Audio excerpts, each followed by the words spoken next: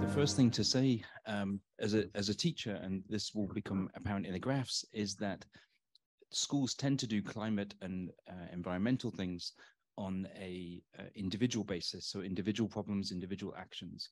And what's really missing in educational is a systems level view. So that's one thing. And I think the other thing is that what tends to happen when things go global in a way is that then you lose track of the essential bits.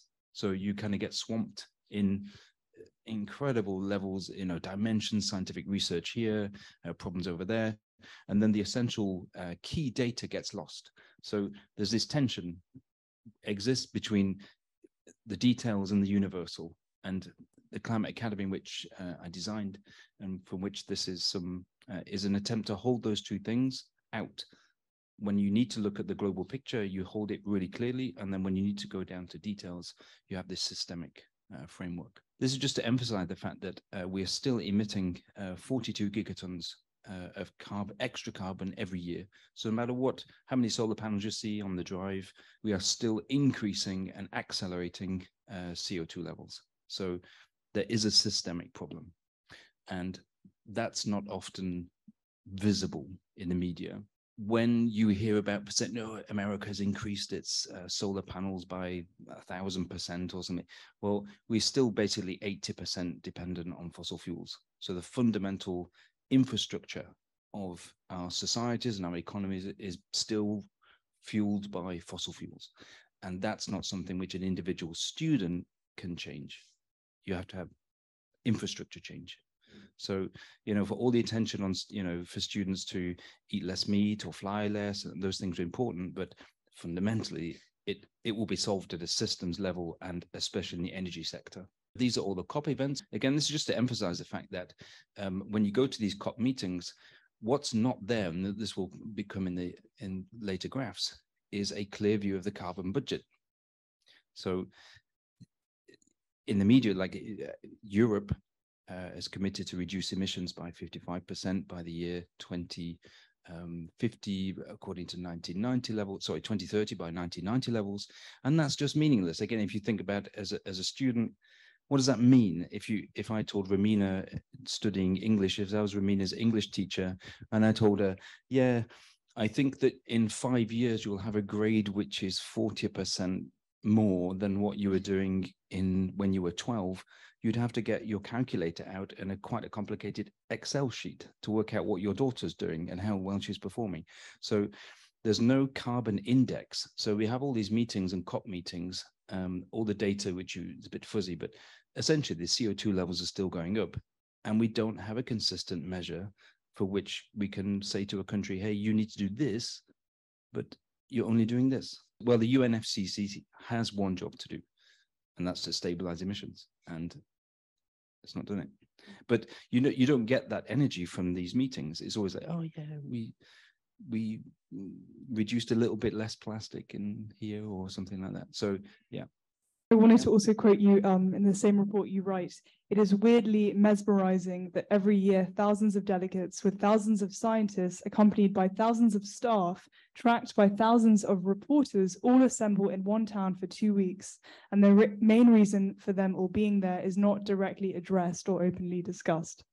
Exactly. And I was in Madrid in COP 24, 25, and there were posters everywhere because of Greta and the activist movement. She was right to shift the language about climate change into catastrophe and tipping points and so on. And there were banners everywhere with all of these, it's not funny if the north, if this melts or we have desertification here. And there was information everywhere about system collapse. So that's great in terms of consciousness. But there were only 2 panels about solutions. And one of them was about eating seasonal vegetables. And the second one was about how many liters of water it costs to make a pair of jeans. What are we here for? If you boil it down to its bare bones, we are emitting at the moment 42 gigatons every year extra. So we're still pumping 42 gigatons into the atmosphere. And for 1.5 degrees, we have about 180 gigatons left. So you do the maths. we've got about 4.5 years roughly before 1.5 is locked in. Now, again, in the media, we talk about 1.5 as if it's in a way still remotely possible. Well, okay, if you're going to talk about 1.5, let's really talk about, for example, Sweden would have to cut its emissions by 27% per year from now for that. So it'd have to be carbon neutral in 4 years. There are different pathways which we're on and different commitments which countries have made. And if you want to know, if you want to get a clear idea of where we are in terms of the carbon budget and what nations have committed, then one of the Climate Academy students, Jasper, he took all the data from the Cut X% website and he's put it into an app. So you can just download the app and you can type in a country and it will tell you what you have to do, what that country has to do for 1.5 and for 2 degrees warming to limit it at those things. So inside that app, it shows you the gap between the policy, what each government is prepared to do so far and what they would have to do too. So all the data is kind of clearly put into that phone app. Over historically, the global north has filled the atmosphere with CO2. So that's, but even if you ignore that and you start from now and look at the 42 gigatons which are going up every year, it's the same. It's the very high developed and the ultra high developed who are doing the most emissions. Now, again, the media tends to point the finger at China and India.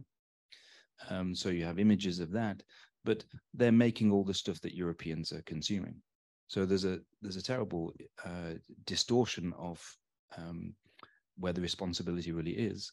And also on top of that, China and India have massive populations. So in a way, if you're going to divide the atmosphere per capita, which is surely the most basic move of common sense or equity, then you get numbers which are quite, they don't fit with the media narrative about who's responsible for climate change. Now, I'm not saying that India and China can burn coal, but they have a responsibility in how they produce things and their energy, of course. But the whole climate crisis is rooted in the fact that we have an overconsumption lifestyle. So in fact, the worst country, if we just zoom in on the worst country of all, it's actually Luxembourg. This will take us to Ramina, I think, because Kenya, without this industrial background of emissions, with infrastructure, and there is a fragile economy in a fragile ecosystem, and it's being just bombarded by these huge forces which are just out of its control. And you have droughts, as Ramina will give the details, droughts in the north, floods in the west, typhoons from the east. And how is the economy supposed to withstand that? And all the social problems that come with that. So yeah, Europe, the ultra high developed, we're the ones that have to take the lead. We've got the technology, we've got the health, the wealth, we can do it.